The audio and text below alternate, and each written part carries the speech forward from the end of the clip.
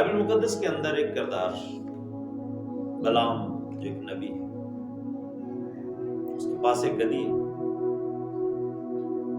جو شروع سے اس پر سفر کرتا ہے۔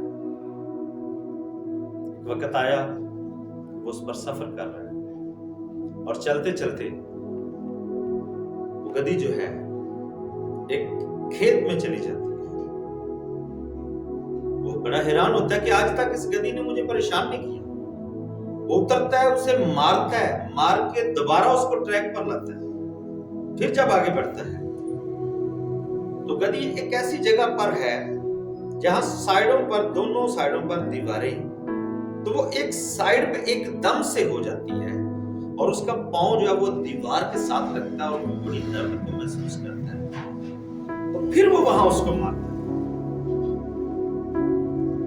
اور پھر جب وہ تیسری ایک ایسی جگہ سے جاتا ہے جہاں نہ دائیں کا کوئی رستہ ہے نہ بائیں کا ہے، تو پھر وہ وہاں گدی ایک دم سے نیچے بیٹھ جاتی ہے۔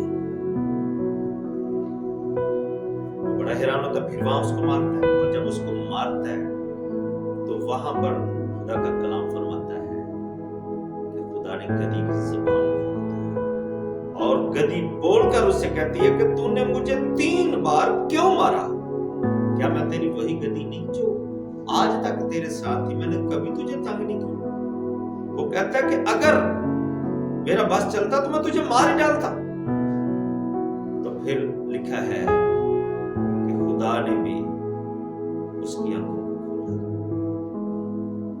خدا نے اس سے پہلے کہ بلام کی آنکھیں کھولے، خدا نے گدی کی آنکھیں کھولے، کیونکہ جب بنی اسرائیل قوم مواب میں سے گزرنے والی تھی اور انہوں نے بلق بن صفور کے پاس پیغام بھیجا کہ ہمیں اپنی زمین میں سے، اپنے ملک میں سے گزرنے دے اور ہم روڈ پر سے، سڑک پر سے ہو کر گزریں گے اور ہم تیرا کوئی نقصان نہیں کریں گے، اور اگر کوئی ہمارے مال مویشی نے کوئی نقصان کیا تو ہم کو نقصان بھریں گے۔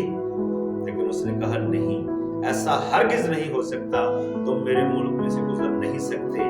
لہٰذا اس نے بلام نبی کو پیغام بھیجا کہ تو آ، کیونکہ میرا ایمان ہے کہ جسے تو لعنت دیتا ہے اسے لعنت ملتی ہے، جسے تو برکت دیتا ہے اسے برکت ملی ہے۔ تو ایک بڑی قوم جو مصر میں سے آ رہی ہے، تو آ کر اس پر لعنت کر۔ تو اس نے کہا کہ میں اپنے خدا سے مشورہ کروں گا۔ اس نے انہیں کہا کہ آج رات ٹکو، میں اپنے خدا سے مشورہ کرتا ہوں۔ خدا نے اسے کہا یہ قوم جو آ رہی ہے یہ میری قوم ہے، یہ لوگ میرے لوگ ہیں، تو ان پر لعنت نہ کرنا۔ خدا نے منع کیا، اور اس نے اگلے دن ان کو بولا کہ خدا نے مجھے تمہارے ساتھ جانے کو منع کیا، وہ واپس چلے گا۔ اگلے دن پھر اس نے ان سے بڑے جو افسر تھے، مشیر تھے، لوگ تھے، بزرگ ان کو بھیجا، اعلیٰ عہدیداروں کو بھیجا، اور انہوں نے آ کے بڑی آفر کروائی کہ بادشاہ کہتا ہے کہ میں تجھے دربار میں ایک عالی مقام بخشوں گا، تو آ جا اور آ کر ان پر لعنت کر۔ اور اس نے پھر ان سے کہا کہ تم یہیں ٹھہرو اور میں آج پھر خدا سے مشورہ کرتا ہوں۔ اگلے دن پھر خدا نے کہا کہ کیا میں نے تجھے کہا نہیں کہ تو ان کے ساتھ مت جانا؟ لیکن اب تو ان کے ساتھ چلا جا اور جو کچھ میں کہوں وہی کرنا۔ یاد رکھیں عزیزوں، خدا کی آواز کو بلام پہلے سن چکا تھا کہ خدا کا یہ پلان ہرگز نہیں ہے کہ کوئی اس کی قوم پر لعنت کرے، خدا کی یہ مرضی نہیں ہے۔ لیکن وہ پھر بھی اس بڑے لالچ کو، اس بڑی آفر کو سن کر اس کے دل میں لالچ آ گیا اور وہ اس قوم پر لعنت کرنے کے لیے چل نکلا۔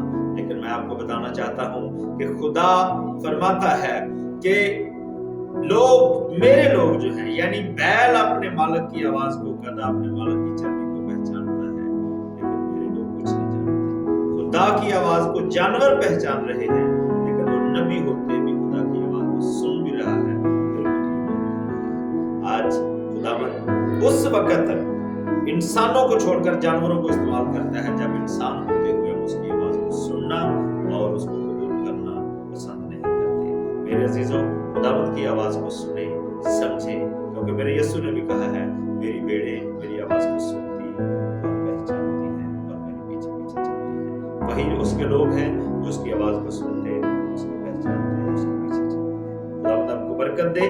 بلام کی گدی کو یاد رکھیں، ہمیشہ اس سے سیکھیں کہ کیسے وہ اس کو سکھانے